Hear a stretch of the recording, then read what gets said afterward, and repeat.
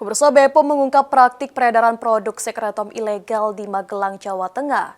Kasus ini berawal dari laporan masyarakat mengenai dugaan pengobatan ilegal oleh seorang dokter hewan terhadap pasien manusia. Dari hasil penyidikan, BPOM bersama Bareskrim Polri telah menetapkan 1 orang tersangka. Hal ini disampaikan BPOM dalam jumpa pers yang digelar di kantor BPOM, Jakarta pada Rabu 27 Agustus.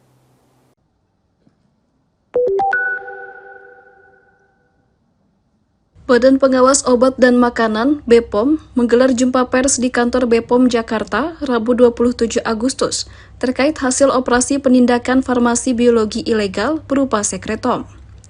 Dalam hal ini, BPOM menemukan sarana peredaran produk sekretom ilegal di wilayah Magelang, Jawa Tengah pada 25 Juli lalu. Temuan ini merupakan hasil pengawasan BPOM yang ditindaklanjuti dengan penindakan oleh penyidik pegawai negeri sipil atau PPNS BPOM bersama dengan koordinator pengawas PPNS serta Bareskrim Polri. Sementara itu, Kepala BPOM Taruna Ikrar menyebut penindakan ini dilakukan berawal dari laporan masyarakat mengenai dugaan praktik pengobatan ilegal oleh dokter hewan yang dilakukan terhadap pasien manusia. Pertama, kesalahannya adalah melakukan praktek tidak sesuai dengan kompetensi.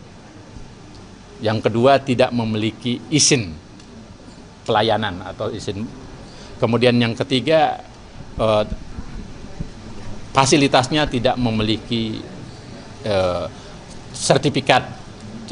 Kemudian produk yang disuntikan tidak memiliki nomor izin edar. Kemudian yang kelima, tentu kita melihat dari case ini bisa dinaikkan kepada tahap berikutnya ditersangka dan dilakukan apa yang kita sebut dengan penuntutan di pengadilan, karena pengadilan yang bisa mengambil keputusan. Taruna menambahkan, petugas BPOM dan Bareskrim Polri telah menetapkan 1 tersangka berinisial YHF dan telah memeriksa 12 orang saksi untuk keperluan penyidikan lebih lanjut. Dari Jakarta, Irfan Hardiansyah, Kantor Berita Antara, mewartakan.